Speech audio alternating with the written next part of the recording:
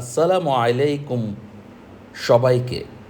আমি এখন ঢাকা থেকে ট্রেন করে চুয়াডাঙ্গার পথে।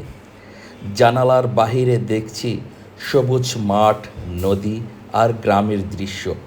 ট্রেনের ঝিকঝিক শব্দ শুনতে যতই সাধারণ লাগুক, এর মধ্যে একটা আলাদা শান্তি আছে, প্রশান্তি জাগে। চুয়াডাঙ্গা আমার কাছে শুধু একটা জায়গা না, এখানকারের মানুষ, এখানকারের মাটি, গন্ধ, বিকেলের বাতাস, সব কিছু সাথে একটা টান আছে। আজকে সবাই সে চেনা জায়গায় ফিরছি। নতুন কিছু গল্প হবে, নতুন কিছু মানুষের সাথে দেখা হবে। আপনারা সবাই ভালো থাকবেন। চুয়াডাঙ্গা গিয়ে আবার আড্ডা হবে ইনশাআল্লাহ।